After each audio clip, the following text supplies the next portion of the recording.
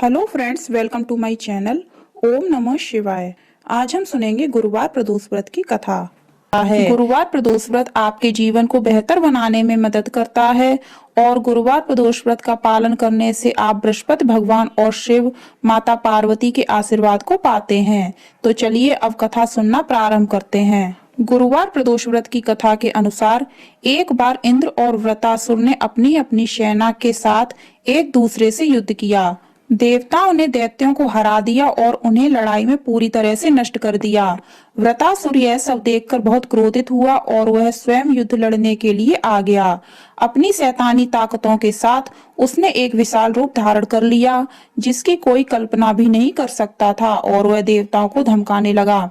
देवताओं को अपने सर्वनाश की आशंका हुई और वह मारे जाने के डर से भगवान बृहस्पति की शरण में चले गए। भगवान बृहस्पति हमेशा सबसे शांत स्वभाव वाले हैं।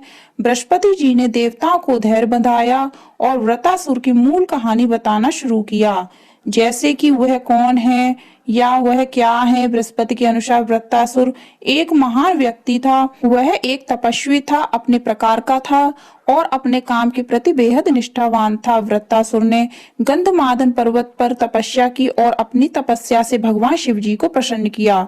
उस समय में बृहस्पति जी के अनुसार चित्ररथ नामक एक राजा था। एक बार चित्ररथ अपने विमान पर बैठे और कैलाश पर्वत की ओर प्रस्थान किया।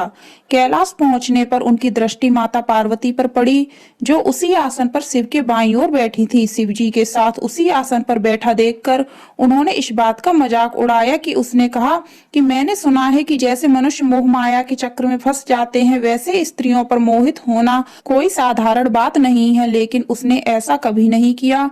अपने जनता से भरे दरबार में राजा किसी भी महिला को अपने बराबर नहीं बैठाते।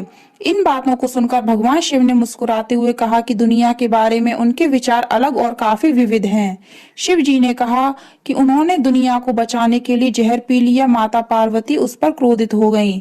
इस तरह माता पार्वती ने चित्ररथ को श्राप दे दिया। इस श्राप के कारण चित्ररथ एक राक्षस के रूप में पृथ्वी पर वापस चला गया। जगदम्बा भवानी के श्राप के कारण चित्ररथ का जन्म एक राक्षस योनि में हुआ। त्वष्टा ऋषि ने तपस्या की और अपनी सर्वोत्तम तपस्या से वृत्रासुर का निर्माण किया। वृत्रासुर बचपन से ही भगवान शिव का अनुयायी था और बृहस्पति देव के अनुसार जब तक इंद्र भगवान शिव और पार्वती को प्रसन्न करने के लिए बृहस्पति प्रदोष व्रत का पालन नहीं करता, उसे हराना संभव नहीं था।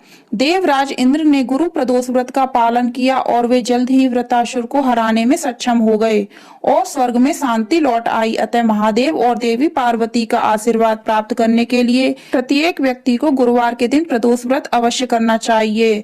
तो फ्रेंड्स, ये थी गुरुवार प्रदोष व्रत की कथा। आपको कैसी लगी कमेंट करके जरूर बताना। वीडियो पसंद आई हो तो लाइक करना, शेयर करना, हमारे चैनल को सब्सक्राइब करना, बेल आइकन को भी प्रेस करना और कमेंट में बम बम बोले जय माता पार्वती अवश्य लिखना। धन्यवाद।